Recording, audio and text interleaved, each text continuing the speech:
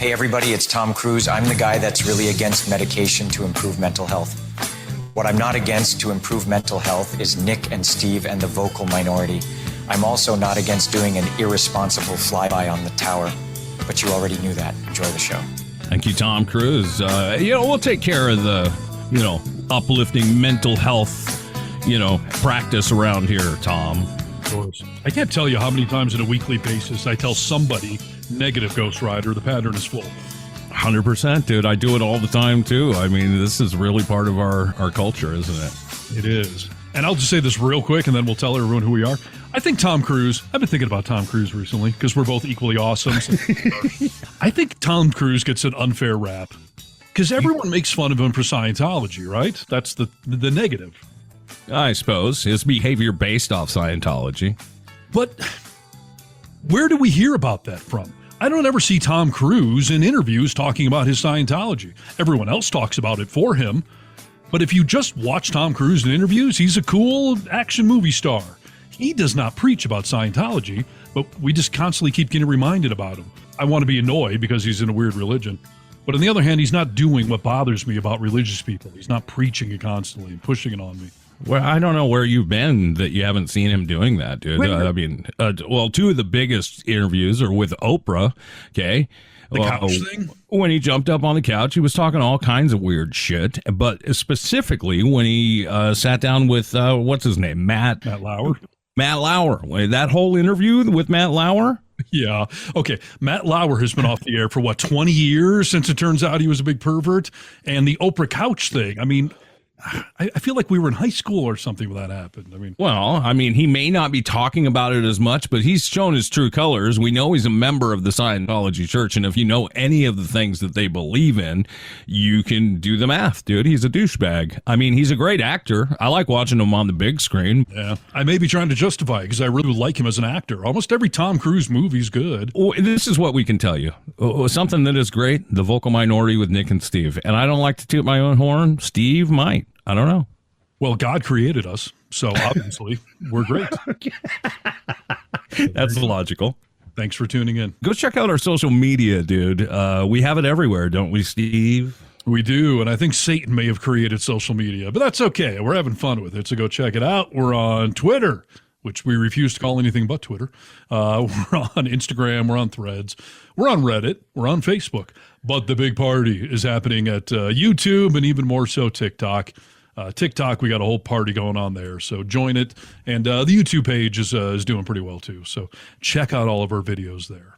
And we appreciate it when you do. You can call our comment line, 844-48-VOCAL, for a limited time only, ladies and gentlemen. We talk a lot of politics, pop culture kind of stuff. Usually, we do 2 episodes a week. First one tends to be a little more news-oriented, which tends to be more political because that's what the news cycle is. But we talk a lot of, pop culture, human nature sorts of things, which is what we're going to do on this fine episode. However, today's topic sort of reminds me of politics right now. One of Trump's former, supporters, cabinet members, whatever the person was, I don't know, that spoke at the DNC a week or so ago, talked about the fact that Trump knows that if you keep saying a lie over and over and over and over, that people will eventually just either start to believe it or they'll just say, I don't know, he's saying one thing, Democrats are saying another thing. Well, I'm overwhelmed, I step back. Which is simply believing it, right? Well, yeah. I mean, it's either believing it or believing it enough that you're just overwhelmed. And Trump knows that's the result, that his minions will believe it, just get burned out with the whole he said, she said kind of thing. Yeah. Let's go back. There have been interviews. I think when kids out there may not understand who Barbara Walters is, but at a time, a very prominent news anchor that did some great interviews for our time. But she sat down with Trump and he said that to her, I know that if you tell people something or you say that's not true for long enough and just keep pounding on it, that people are going to believe it. And he's been that way his whole career. So yeah. It's not anything new. We like to call it gaslighting in this day and age. That's a new phrase, right? No, I don't think it is, actually. I don't know why anything called gaslighting would be a new phrase. That's like 1700s. Well, I understand lighting gas, okay, but have we been using it for hundreds of years? I don't know. Let me just see if Google can answer that. I will look forward to your answer, but I don't recall hearing it like we do since 2016. Well, here's the thing, and I do have the answer. We do hear it a lot, probably because the Trump world is doing it a lot. You know, I think we went through a whole era where most politicians didn't think they could get away with that kind of thing. I recall hearing it historically in reference to Nazi Germany. But, you know, my assertion I just made was this must go back a few hundred years. It must reference gaslighting, like gaslit lamps. Yeah. That it was new. Turns out we're both wrong. Okay. Split the difference. The term gaslighting was coined from the 1938 British play called Gaslight, in which a husband manipulates a wife into thinking she's crazy by slyly changing the intensity of the gaslights in their home when she is left alone. He does this in an attempt to make her believe she cannot trust herself or her memory. That's fascinating. Yeah, so there you go. He was gaslighting her by changing the lights and convincing her she's crazy. If I had to ask you, the only reason I say this is because, like, I've talked to several people who I think are very intelligent, and they've said to me in private, like, can you explain to me what gaslighting means? Like, I don't completely know how to use the word. You're changing little things and talking to me in a way that is you're making me feel crazy, dude, right? Yeah. It's attempting to make somebody think they're crazy or wrong by manipulating reality around them.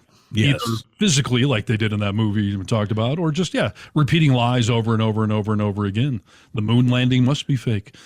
Trump did actually get shot in the ear. Like, whatever it is, they feel if they repeat it and just drone it into you over and over, that you will be convinced that you must be crazy. I came across a list of subtle gaslighting phrases that are unfairly belittling your emotions. And I was going to say, there are different shades of gaslighting. The dangerous kind is the political stuff. But I think people in your daily lives, whether it's coworkers or love interest or whatever, that I think people may gaslight, sometimes intentionally. I was in a relationship with someone who was definitely doing it intentionally. But other people, I think it may be a little more subtle than that. You may feel you're just trying to convince someone or make your point, you know? Yes, dude. Yeah. Some people, manipulative people, are very good at gaslighting to where you're teetering on that edge of like, are you gaslight?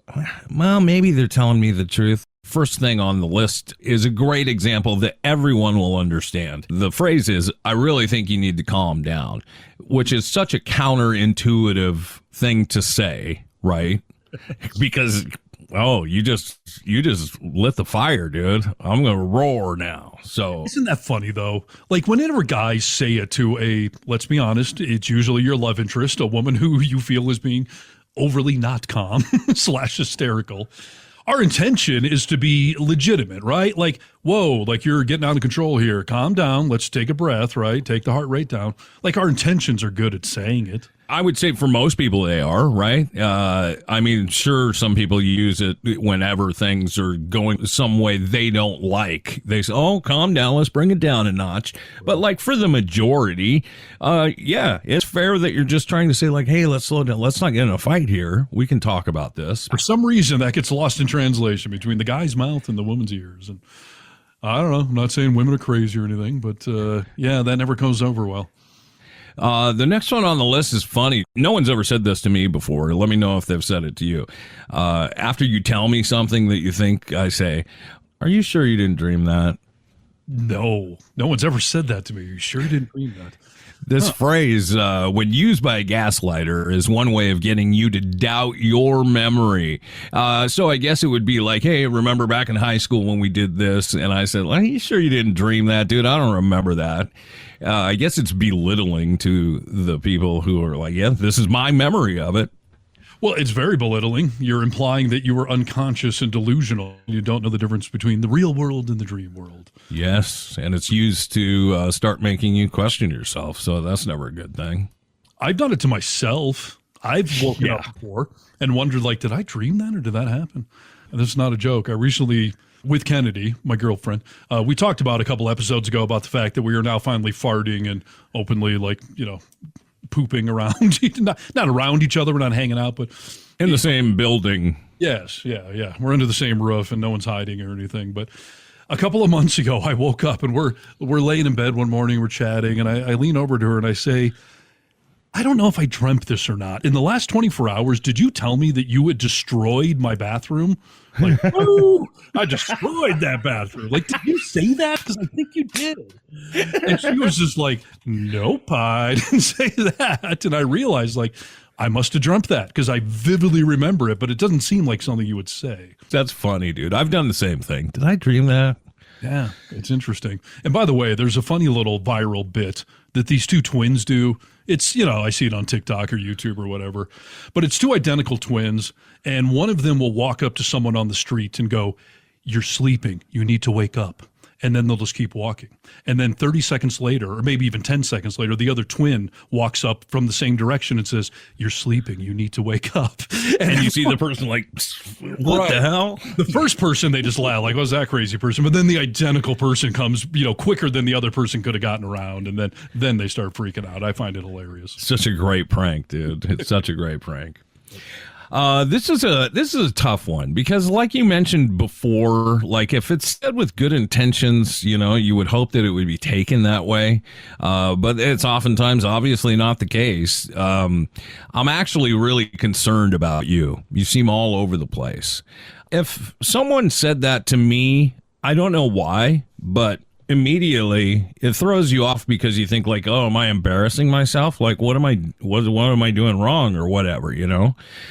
But if that's the truth about me, like my good friends should still be able to say it. Like I want them to check me if something's going on.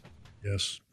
That's an interesting one because anyone in my inner circle, if you told me that, my immediate thought would not be that you're trying to gaslight me or something. I would be like, I would be concerned. Am I doing something that I'm not that aware of? Like if Nick took the time to tell me that I'm being weird or rude or inappropriate or something, that would stick out with me. Yeah. There's been a time or two in my life where when I get drunk, and I'm talking drunk, like I'm a goofy, happy drunk, but there's been one or two times where someone pulls me aside is like, "You're a little loud," or "You're getting a little crazy." Like, take it down a notch. And there's still some voice in my head that says, like, trust them. Okay. They're in reality. Trust them, That's such a great thing to think about. Rachel and I also have a thing. Like if one of us is doing exactly what you just said, like just come up and, give a little kiss and just say like, "You should have a glass of water." You should drink some water. Yes. Right. But if someone in your circle is a manipulative narcissist or whatever, that is the perfect opportunity to gaslight someone because you are going to have some level of faith in them. At the very least, like you said, you'll immediately question yourself. Like, am I? Right. Some of these are dangerous in the wrong hands. That's what I'm learning early. Yes. All right, we're going over a list right now. These are subtle gaslighting phrases that are unfairly belittling your emotions or making you think you are crazy. Just so you know, my partner has been acting a little irrationally.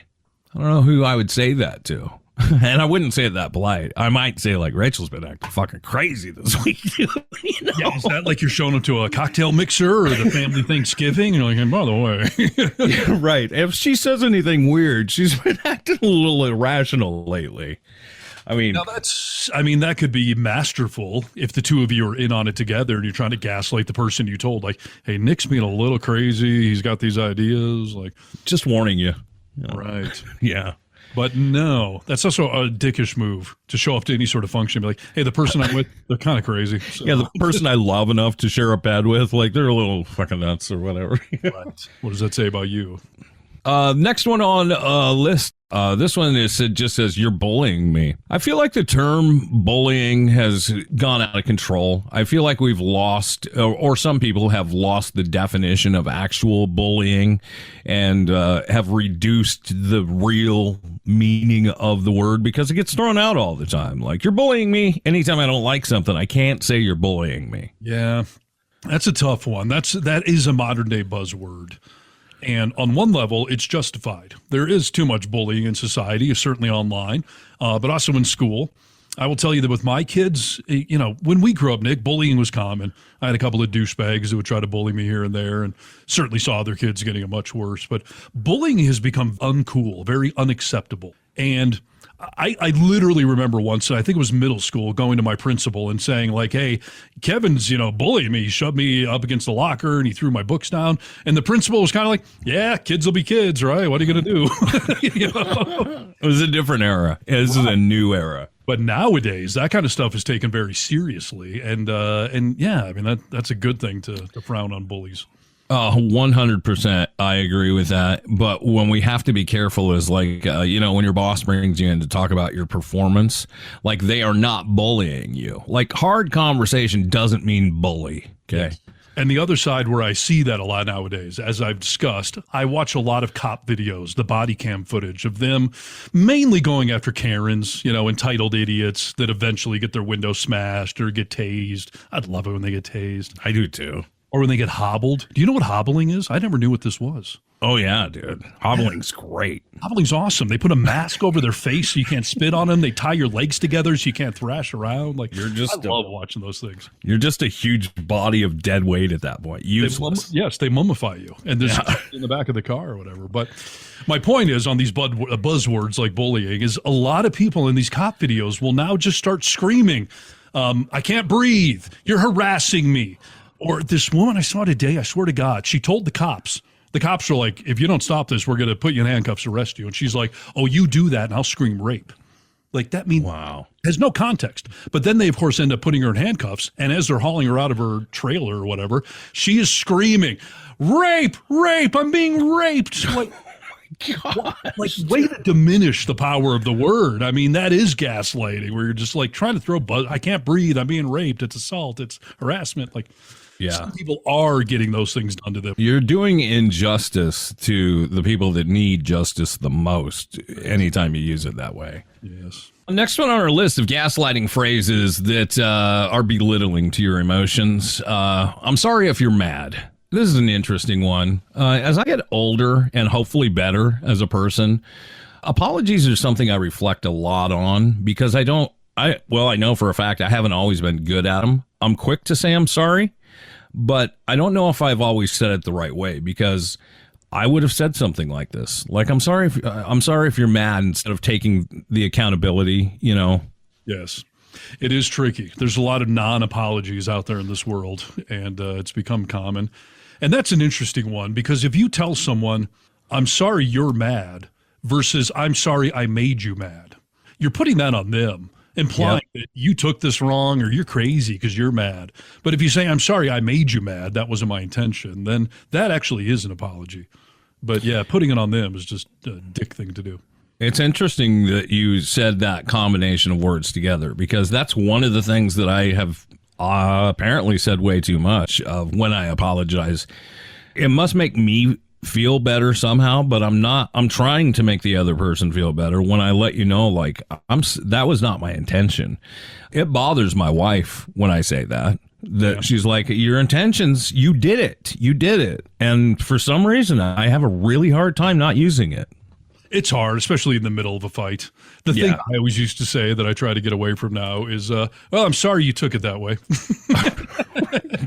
Yeah. I said I'm sorry. Right. You're putting it on them. I'm sorry you're crazy and took it that way. Yeah. We are just a big ball of clay, and we get better as time goes on, hopefully, right? That is true, yes. Hopefully. Yeah. Do your best. Gaslighting phrases that are belittling your emotions. This is when you're talking to someone and maybe they don't believe you and you say, now why would I make that up? Interesting. There has been stories where I have used that in a legitimate point, though. It's like, well, why would I be making the story up? I'm trying to tell you something terrible that happened or something that happened at work. Like, why would I be making this up? Right. Don't you only say that when someone's questioning you or doubting you? I suppose so, but maybe let's see what they say, because you know how Trump starts out some of the things that he says with that comment, like, why would I make this up? Like, police all over doing this, so maybe it could be used as a precursor. Right. This is the problem with bad men. They make it so hard to be a good guy because the bad ones, they say crap like that. Like, well, why would I be lying to you? Like, when I say that, it's sincere and honest. Like, well, why would I be lying to you? But when he says it, he's using it to set up the fact that he is lying to you and gaslighting. Yeah, it is. It's a dangerous world. My brother and I, oftentimes, some of our best conversations are actually about intent of language. And I think there's a lot of really interesting conversations to be had around intent of the use of language. But as you see right here, dude, it's sketchy because you are not taking responsibility for it if you're looking at the intention of your language. Yeah, that's fair. I find the best way to apologize is to do it sincerely, because then it's almost gaslighting in some way. I'll give you an example. I had a boss once. You'll appreciate this. When I first came to work at the radio stations in Lake Tahoe, you and I had just gotten done doing our talk show on The Buzz. Yes. Pointing the sticker on the wall. This was a hot talk radio station where all of us hosts were trained to eviscerate everyone, callers, if people emailed. Yeah, I don't know if you remember, Sergeant Hair Club used to, if someone would email a complaint, he would stick it on a tack board in the hallway so everyone could read the complaint, and us DJs or talk show hosts were encouraged to go on air and eviscerate these people. Yes. So when I first got to this small town radio station, I had someone email me, who I later found out it was a whole hidden agenda thing. It was the wife of someone else that worked at the station, and they were jealous that I was there. But so anyway, so she emails me and went off on me, and I went right back at her, as was my training, right? He, of course, took that email, forwarded it to the boss at the time of look what your new DJ's doing. So I go into Betsy's office, and she was pissed, and rightfully so. It's a small town. You can't do that kind of crap. Yeah. So she starts yelling at me, and I just immediately said, "You're right. I screwed up. You're right. I'm sorry." And she was spitting, I want to keep yelling at you, but you just said you're sorry. You screwed up. It so diffused her. She couldn't do anything else. It's disarming, dude. Right. And it wasn't that big of a deal to admit, I screwed up. But just own it outright, and then they don't have anything to go off on you about anymore. I've used it in the past, if Rachel and I are arguing about something and I said that, and she's even come to me and said, thank you for saying it. I'm still in the mood to fight. I got to get this out a little bit, though. Yeah, I've done that trick too before. And it's sincere. I've been upset with some people where they apologize. I'm like, all right, I'm not going to keep going off on you, but you got to give me a little time to come down. So. Yes. If you love someone, whether it's a friend or your partner in life, apologizing should be thoughtful, but it should be easy if you love somebody, I don't know why we have made this world where apologizing takes any skin off my back, But some people just really want to be right, Nick. They hang their whole identity on this "I must be right all the time" thing. They make predictions and share it with the entire world as if they know something that the rest of you don't know. Line people up to music and embarrass them. These are gaslighting phrases that are belittling your emotions. If you're arguing with somebody or just talking, you could say, "Why are you doing this to me? This makes no sense. Why are you doing this to me?" Making it a personal attack. Some of this borders between gaslighting and psychological mastery. Yes. Because there are some debate techniques like that where you just basically spin it around on them. You get them all wound up, and then you step back and go, "Hey, why are you so wound up? What are you so mad about?" Yeah. I feel like a lot of women have done that to me in my relationship past, where they spit in my face and then are like, "Gee, why are you covered in spit?" Or they punch me, "Why are you bleeding?" Right. "You just friggin' punched me." Well, calm down. What are you so upset about? You just punched me. You're I didn't start this. Right. Metaphorically most of the time, but yeah. For every action, there is a reaction. Oh, this is an interesting one. Here's another one on this list, Steve, of statements that are unfairly, gaslighting phrases, unfairly belittling your emotions. I'd never hurt you on purpose. I can't recall when, but I know I've said it. It slips out my mouth too easily. That's a tough one, because I have said stuff like that. Sincerely, we're yeah. I've said on the show before, I can't be homophobic, because I'm not. My aunt was gay, my cousin's gay, my daughter's gay. I can't be homophobic, but I can be insensitive. I can say something dumb. So being called out on it, there's some validity to that. But was my intention to hurt you? No. And I try to convey that. Okay, I said something dumb, but I wasn't trying to hurt you. Right? Isn't that a sincere thing? Coming from someone who is emotionally well-adjusted, this could be part of a sincere apology. Okay. But we're talking about like domestics, like spousal abusal, whether it's verbal or physical. Like this would be a terrible one to use after I beat the crap out of you or belittled you to say, I never hurt you on purpose, baby. You know. So this goes back to the cop video thing of like taking these phrases that could be meant sincerely, but some of you idiots twist it. And then we all look dumb when we try to say it. So Yeah. God, dude, I'm kind of feeling like pile of shit because here's another one. I've said this recently, not to my spouse, but to a friend. I did it for your own good. Okay. Well, context depends. I think if you're at an intervention, that's probably a correct thing to say. I'm doing this for your benefit. But if it's, hey, I slept with your girlfriend because she's a big whore. I just wanted to show you the point. So yeah, that's why it was for your good. Then that's gaslighting. Yeah, I would say that's a great way to make the distinction. This author says, I call this withholding, a way to strategically make the other person feel incompetent. It gives the person more control over you because, well, there's a little confusion there and you've made them feel less confident. Yeah. That would be a funny thing to say at an intervention when you're surrounded by your friends and family. Like, you're all trying to gaslight me. Oh, it's for my good, huh? Oh, I've done this to you, huh? Oh, okay, I see what you're all up to. Like, you're the I'm doing an intervention for your intervention. Let's all go do some blow, you know? These are gaslighting phrases that are belittling your emotions. I'm not sure... insert friend or family, has your best interest at heart. I'm not sure Gary has your best interest at heart. They say that's a bad one. Well, again, if you're gaslighting by saying that, if my girlfriend comes to me and says, I don't think Nick's got your best intentions at heart, you should listen to what I'm telling you. Like, boy, that's a giant red flag of somebody trying to manipulate you.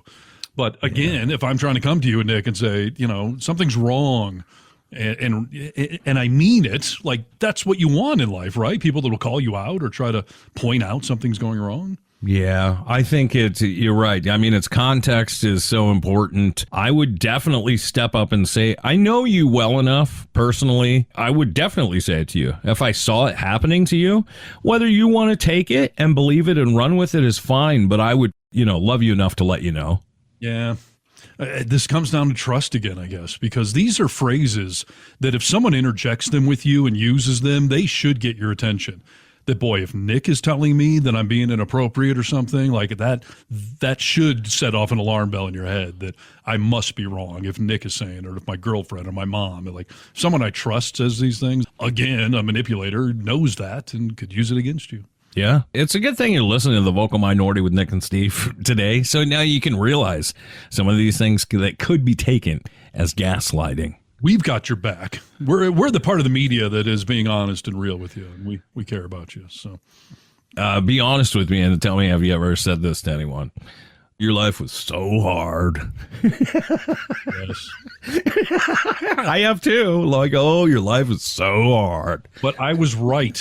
God damn it. Of course you were, dude. Of course. But I really was. I was arguing with a rich bitch that had never skipped a meal in her life, never had to live paycheck to paycheck. And I was telling her, like, I don't think you understand what it's like to be poor, what it's like to have to skip a meal. Like, you don't get it. Right. Right. God damn it. Yeah. No, that's a great way to use this in the right context, I guess. But yeah, all of these things could be the other way. I'm wondering if this whole list is trying to gaslight all of us into thinking that, like, don't listen when your friends tell you got a problem. Right. Yeah. Oh, that's so much psychological warfare going on nowadays, dude. That, yeah, these are dangerous. Did my ex-girlfriend write this list? Is that who's the author of this list? I would think these are common threads woven through society, Yeah. I never agreed to that. Where'd you get that idea? I've never said that to anyone, but I've heard it before. That's a gaslighting phrase? Yeah, that's a gaslighting phrase that is unfairly belittling. Well, it is. Yeah, sure. I guess it depends if it's true or not. Yeah. Every single one of these coming from my girlfriend is gaslighting. Every single one of these coming from you is being a good person and trying to look out for someone. So yes, I agree. And this is the problem with romantic relationships, because as I've experienced in my life, sometimes it takes you a while to figure out that person is not on your side. You are being manipulated. Yeah. You have no reason to manipulate me. A woman does. Yeah, and our length of time. I mean, we've known each other for over half our lives, right? So, I already got the milk, dude. I've already got you. Yeah, your credibility is built up. Yeah. So, but if you're in a new relationship, you want to have faith in that person. Otherwise, why would you be dating them? Cautious optimism maybe is, what we learn as we get a little older anyway and make mistakes and try and learn from them. But yeah, it's hard. It has become a mantra of mine. I don't want to downplay optimism, because we should be glass half full. But blind optimism, or even just pure optimism, you're setting yourself up. So putting the word cautious in front of it, that gives my brain permission to feel optimistic, but don't be delusional. Keep an eye out, listen for the red flags, yellow flags, or whatever. This is a list of gaslighting phrases unfairly belittling your emotions. You just think that's what you mean. It's not what you really mean. I'm trying to think of a good example of when you could use someone to tell someone that. And I can't think of a good example. So yeah, that is some gaslighting bullshit. That's not what you mean. You just think it. All right. It's a Jedi mind trick. These are not the droids you're looking for. Right. The next one, it stands right by it. It says, you don't really want that. Don't tell me what I want, I suppose. But I mean, also, if I had a bad meal at Jake's restaurant down the street and we went there together and you ordered that bad meal, I might say, you don't really want that. Yeah. If the intentions are good.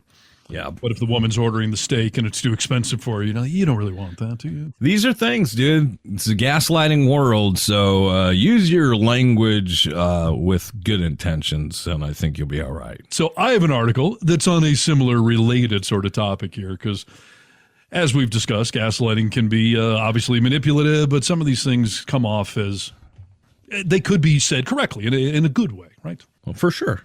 So I have a list of compliments that you don't realize are actually pretty insulting. I think this will be a good barometer for our man meters or whatever. Like, are some of these things clearly only something an asshole would say, or are there compliments that, hey, I meant it as a compliment, but I'm sorry you took it that way. First on the list, these are compliments that you don't realize are actually pretty insulting, perhaps because you're a fucking idiot. You added that? Yes. Okay. Editorial note. First one on the list is, let's see, what are you wearing today, Nick? You got a purple shirt on there? Yeah. You're so brave for wearing that. That is really brave that you're wearing that. Am I complimenting you, or is that an insult? That's a backhand compliment is what I would call it. Like, unless it was like, I'm walking through, San Francisco wearing a Trump shirt and you said it to me, like you're literally so brave, but brave to wear purple, fuck you, dude. I can't think of an example. I mean, even, you're brave to wear a Trump shirt here. I guess that's a compliment, but not really, because I'm saying, boy, you're stupid for wearing that. Yeah. Yeah. It's completely backhanded. Maybe if you're wearing like a firefighter uniform. Oh, yeah, a good one, dude. Yeah, if you're wearing any sort of public service uniform. Right. I have a feeling this is going to be a list of things guys should just never say again, because it's not going to come off correctly. Yeah. Yes, so don't tell someone they're brave for wearing that. I'm going to say that to a cop next time I see one on the street. Like, you're brave for wearing it, brother. Right. Yes. Boy, and that gets back into the topic. I don't want to get too far off on a sidetrack here, but I just shared with Kennedy my theory that I don't think we brought up on the show yet, so we'll spend a quick minute on it. But I don't think that firefighters and police officers are all heroes just because they signed up for the job. My definition of a hero is somebody that goes above and beyond the call of duty. So if you're a firefighter and you run into a burning building and save someone, you're not a hero. You're doing your job. You signed up for the job. You were trained for the job. You have equipment for the job. You got a backup crew with you. How is that? You're just a hero for doing what your job is? You don't think running into a burning building is heroic? It's heroic. It does not make you a hero. What's the difference, dude? Yeah, the leaning. Like, that's it's a noble thing. It doesn't mean you're a king. you know, like nobility and noble. I'm just saying, running into a building when you're a firefighter is your job. So Listen, at what point do you become a hero? The first time you run in a building, when you graduate the academy? Like, you're just a hero because you're doing what you signed up to do. And I understand where you're coming from with this, okay? I know what you really mean. Okay. tell me, what do I really mean? You're not a hero for just running in a building when you're a firefighter. Yeah, you're holding to a standard of Spider-Man, of Superman, of Batman. These are real life heroic moments creating heroes. In your world, a hero has to be great 24/7. You just have to do something that is above and beyond the Call of Duty. You can be a douchebag 23 and a half hours a day. But if you step up, if I run into a burning building and save a person, I'm a hero. It's not my job. I don't have training. I don't have a radio with people to come in and help me if I get caught. That's heroic. I'll tell you how the firefighter can be a hero. If they're in the building, right, trying to rescue people, and the chief's outside, he's like, the building's going to collapse. Everyone get out of there. And one firefighter says, nope, I hear someone upstairs. I'm going up there and getting that person. You've just gone above and beyond the Call of Duty. Duty told you to get the hell out of the building. You stayed in. Now you're a hero. But just walking in there with all your gear does not make you a hero. In order to be a hero, you have to be a John McClane, Nakatomi Tower. Yes, that's above and beyond the Call of Duty. It's not up to a cop to take on an entire building of terrorists. And it diminishes the word like we've talked about before. So if everyone's a hero on the firefighting, is the guy answering the phone and ringing the bell? He's a hero too? Everyone's just a freaking hero because they went to the fire academy? What about a volunteer firefighter? Are they fighting the fire? Yeah. Well, no. Then they got training. They volunteered for it. They're dumb because they're not getting a paycheck. I'll tell you that, but you're not a hero. Being a hero became Spider-Man's job. Yes, he went above and beyond the Call of Duty. When he first got the powers, he tried to make money off of it. He tried to be a professional wrestler. I can be famous and rich with these powers. But he was taught a valuable lesson, Nick, that with great power comes great responsibility. And he does things that are heroic because he's trying to do the noble thing. He doesn't have to go save people, but he does. That's not his job. This is my point. You're mixing two worlds of reality and writing. Enough said. Kennedy cleverly busted me, though. She pointed out, your theory is correct because you're defining what a hero is. You're saying that they have to go above and beyond the Call of Duty. That's not everyone's definition. She was like, my definition is just someone who is brave and would do a job where you're putting yourself in harm's way. So you're twisting this, aren't you? I was like, oh, you're clever. You saw through me. That was very clever, dude. That's a great way to look at it. You think Dave Grohl doesn't think his father was a hero, dude? He wasn't a hero, but he was a hero to Dave, right? Yes. These are the games I play with words. If you let me define it, then I get to paint you in a corner. Yeah, right. Oh, she's learning you, dude. I love that she's learning you. Only the strong survive, Kennedy. What about the space shuttle, the Challenger? Remember we were like in elementary school or something, and that thing blew up and all the astronauts died? Yeah. I'll always remember there were 7 of them. Do you know why I remember there were 7 on there? Why? Because the joke was that NASA stood for need another 7 astronauts. Oh. Too soon? I'm sorry. But my point is everyone started calling them heroes. Why were they heroes? They were astronauts that blew up on a space rocket. Like, that's not a hero. They were going to work. Car blew up. Yeah, they were going to a high danger job, dude. I mean, come on. Basically, then, you're basically saying people out on the battlefield that get shot aren't heroes. Well, no. I would argue the person on the battlefield that takes the bullet or whatever, or saves their comrades out there and put themselves in harm's way, they're a hero. Going to their job.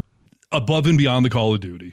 If you're out there, you're not. The training is not to get shot or to rescue all your cohorts out there. But if you do that, that's where you get the Medal of Honor and whatnot. When you go above and beyond the Call of Duty, everyone can't be a hero. Not all astronauts get in the shuttle, dude. That's why they're not all heroes. But the ones who died up there were heroes. The person back at the military base that washes the Jeeps, are they heroes too? Are they all just heroes for signing up?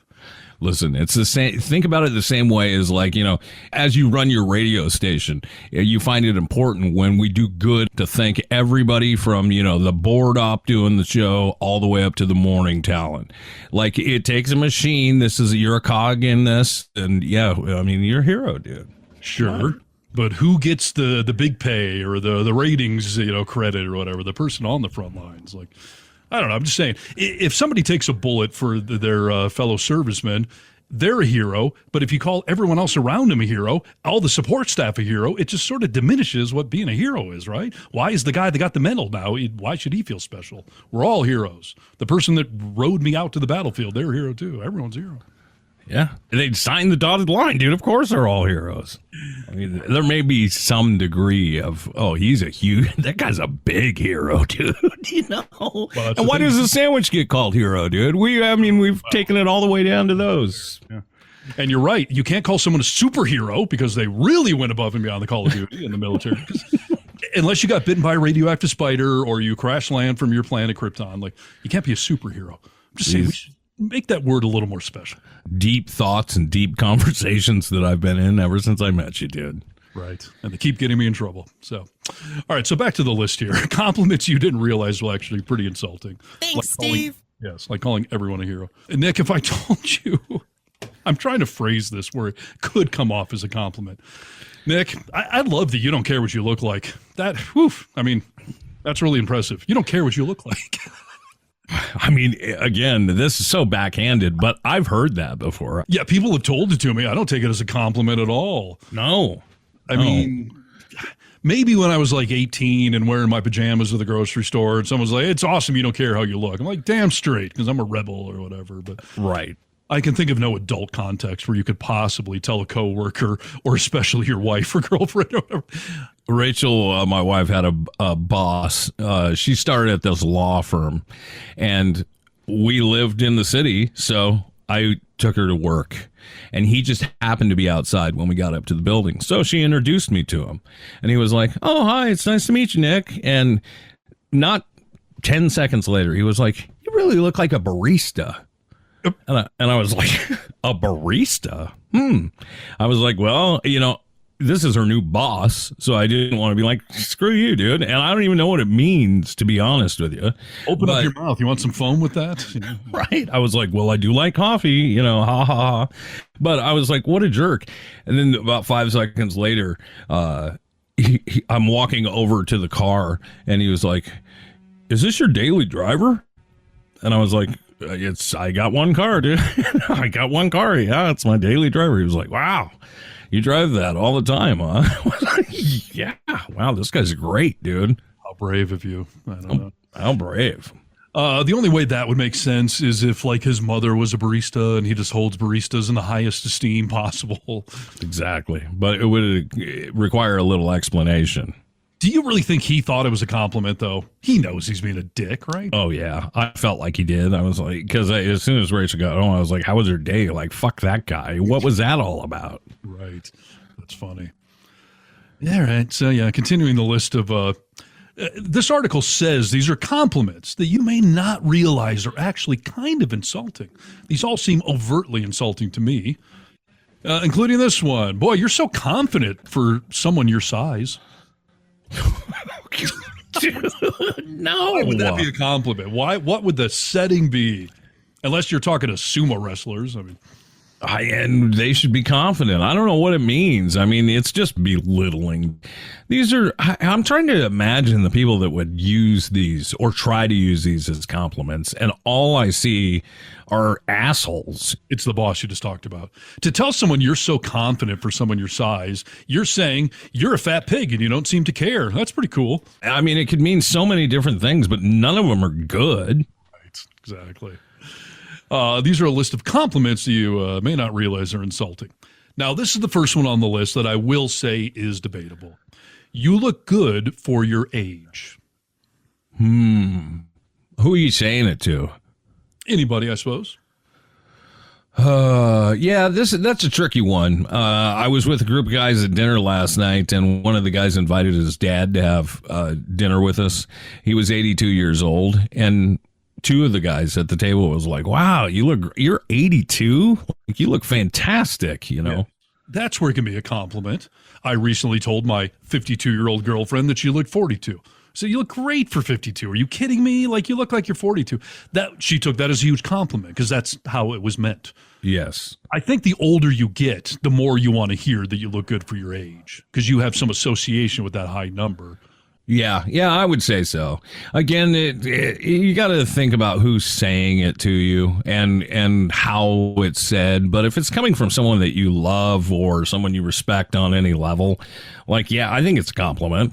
I mean, is there a scenario you can tell a 25-year-old you look good for your age?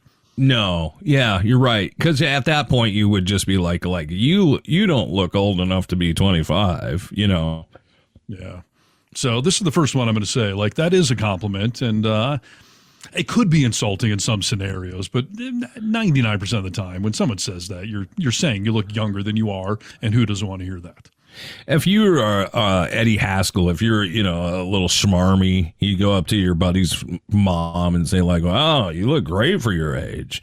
It could come off creepy or weird, but at the end of the day, like, you're an idiot if you're saying that to her. Yes. Speaking of quote-unquote compliments for her that you may not realize, Nick, this is insulting. I dare you to say this to any woman, let alone your wife. You're really smart for a woman. God, dude. What are you talking You're about? really dude? smart for a woman. This is straight out of a Ron Burgundy special. I mean, I've told Rachel many times, like, your brain is smaller. It's just science, quoting a movie. But it's funny because it's absurd to say something like that. Obviously. Right. Gosh. But it is science. Their brains are smaller. That is true. We had a guy that used to be on this show that's always asked Steve, like, I don't know why you care about the center of the country politically so much. It's because it's a grouping that's important. But if you go to the center of our country, I could see all kinds of people out there that would say this kind of thing. Yeah. I keep seeing this thing on TikTok of women saying that, if your boyfriend's voting for Kamala, then you got a girlfriend. A couple of them I responded to, like, oh, poor you. You have a lifetime of heartache and belittlement ahead of you. If you think the conservative men are going to treat you well, a woman, please, yeah, they're the ones who are going to tell you, hey, you're pretty smart for a woman. Yes, right. That's I grew up with a guy whose dad used to come home from work, and he'd walk in the house and he'd sit in his recliner, and this is what he would say: "Woman, dinner." just like a fucking caveman, dude. And he did it like clockwork. And he is the kind of guy to be like, she's pretty smart for a woman. On one level, I guess I'm envious. How did you find these women that'll just put up with that kind of garbage? I say something remotely out of line and I'm called out, as I should be. But where'd you find these women that'll just let you say crap like that to them? Usually at the abused shelter, or where women have been abused and put into this mind frame, I guess. Yeah, there was an old stand-up comic vid. I wish I could remember the guy's name, but he calls the women's shelter and he's like, "Hey, is Emily there?" And they're like, "No, no one named Emily is here." He's like, "Oh, well, when she gets there, will you tell her I'm sorry? I won't do it again." God, dude. Got a lot of dumb men in this world. Yes. And speaking of, the next one on the list is, you're pretty when you smile. Now, this has become a political thing where people tell Hillary Clinton or Kamala Harris or OAC, like, well, you'd be pretty if you smile. Yeah. So I feel like anytime someone says that, it's very condescending. However, some of us, and I'm in this category, have a resting bitch face. Yeah. Yeah. Oh, that's true. I watch myself a lot nowadays as we're doing all these video clips and stuff. And I've realized when I'm talking most of the time, I'm like this. I look a little bitchy. I look a little serious. I look standoffish. It's why I've told you, like, solicitors or the people looking for signatures at the grocery store, they don't approach me because I just have this resting bitch face. You have an air. But as soon as I smile, I have this air of like, oh, hey, he's a good, approachable guy. See, look how nice I look now. Yeah, yeah. So there is a little truth to, if you smile, it's not maybe that you look pretty. It's that you look a little more friendly and approachable. I think the reason why it's so polarizing is because we don't say that to men. I've never said that to a guy. I may say to you, like, it lights me up when you smile, dude. I love it when you laugh or something like that. But I wouldn't say, like, you should smile more. Like, you look mean. Smile more for me. Show me those pearly whites. I think this is one of those expressions that everyone should put in the category of it's never going to come off right. Don't tell a woman to smile, even if your intentions are good or you're doing what I'm doing. I've known women with resting bitch faces that have acknowledged, like, I know I look a little mean when I just have my normal face, but it's never going to come off well. So Correct. And this goes into a whole layer of things that you need to be careful with, dude. And for good reason. I see with my wife as an attorney that I've seen a lot of depositions, and I've seen a lot of older white men give depositions, and their behavior is never questioned, whether it is aggressive or flirty, or it's just really never questioned like it is when a woman is doing something of the same nature. And you'll hear all the time. My wife has been told several times from old white men, like, you're too aggressive, or you're too meek. You should smile more. Don't smile so much. You look like you're not serious. Like you can't win as a woman. No, it's true. You're correct. Guys would never say that to each other. So maybe that should be the metric. If you're not going to say it to your guy buddy, then don't say it to a woman, whether it's your woman, quote unquote, because women are our properties. I hope everyone knows that. But just a coworker or whatever. Science, dude. Science. Don't quote me out of context on that. How about this one? Okay. These are compliments that you may not realize are insulting. I know when I have said this, because I have said this. I have said this to Kennedy, my girlfriend. You're not like other girls. Now, I'm saying that in the context of a lot of women are crazy bitches that are, narcissistic a-holes. You're not like that. I obviously mean that as a compliment. Yes, I think it's fine to say it that way because there's so much that sets Rachel apart from other women. But I think when you say, like, if you meet a tomboy and you say, you're not like other girls, like you get in the mud, you're rough and tumble, you don't get your nails done, like that's where it becomes offensive. Again, you're painting us all into a picture of what we should act like and then questioning my behavior, whether I do it or not. It's interesting because I have told women that. I like that we'll go out on the quad with me. I like when you wear blue jeans and T-shirts. Like, you're not like other girls that have to have the makeup and dresses. Like, I like a tomboy. I like somebody who's down to earth. Yeah, I think it's fine for you to like it. And I don't think you're in a minority. I think we all have our things that we like. But I think to say it to somebody like that, like you're not like other girls, or maybe the better way to say it would be like, I like a woman who can get dirty or doesn't get her nails done or doesn't care about that stuff, The example in this article, I feel they're connecting dots, which is probably where it gets wrong. So an example is if you say to a woman, it's so refreshing that you're into video games. That's it. That's a cool thing. I love that you're into video games and not just shopping. I mean, you could say the first thing. First half is cool. I love that you're into video games. And I've said that to women. I love that we can play Mario Kart together. That's awesome. But then when you tag it on with some sexist comment, obviously now it's the same thing, dude. Like you said, if you could say it to your guy friend, then you could say it to your girlfriend. I love that you play video games, Nick. I love that you're into video games. I am too. But yeah, you don't follow it up with, not just shopping. Yeah, exactly. I'll just bust through a couple. You're so responsible for your age. I'm not even sure what that means. Condescending. You're articulate for someone from your background. The hell would that? How would that be a compliment? Yeah, I mean, well, we know that a lot of the time throughout this whole MAGA thing, that they have used the phrase over and over. Like when they hear a person of color speak in a certain way, they'll be like, "You're so articulate," right? Like surprised that you're so articulate, and they think it's a compliment. Or are you trying to knock me down a peg? Either way, it's dangerous. The last one I'm going to put on the list here. This is a tough one. The category here is compliments you don't realize are insulting. I'm going to use you as the example here because I do feel this way. If you say to somebody, "You're so strong," I never would have guessed that you're ill. Like, Nick, for anyone in the audience says, "No, you have MS." And 99% of the time, I could never tell. I forget about it sometimes.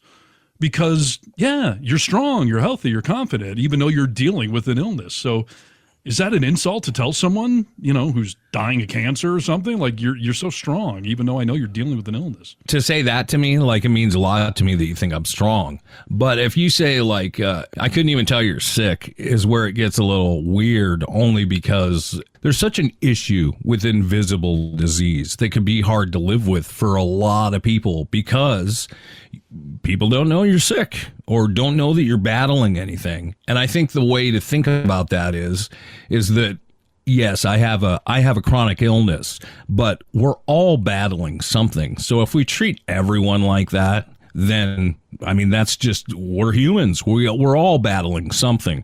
But if you wanted to tell me that you think that I'm strong, I wouldn't be offended by that. Yeah. What this article says, and tell me if you've ever felt this way, if somebody's brought this topic up with you, it implies that being ill should visibly change a person or make them appear weak, which is not a badge anyone wants. Is that the connotation you would take? If I say, boy, man, I mean, you're doing great with your MS. Do you take that as Harness thinks, you should be weak and feeble or something? No, not from you. I would take it that you're grateful that I'm doing so well. But if I heard it from a stranger that, like if I'm at a party and I said, oh, I have MS, and they said it to me and I don't know them, it'd hit me different. Just like, what do you expect? I got to be drooling and dragging a leg for you to understand that I'm going through something, which is why we should just all think that you have a great way of explaining this, but I may be going through something worse than Teddy, and Teddy may be going through something worse than Steve, but we're all going through something, and it's on our own level. Yes, pain is relative. There you go. I can cry because my kitty cat died. You could be crying because your wife died. We're both in pain. Pain is relative, and there's always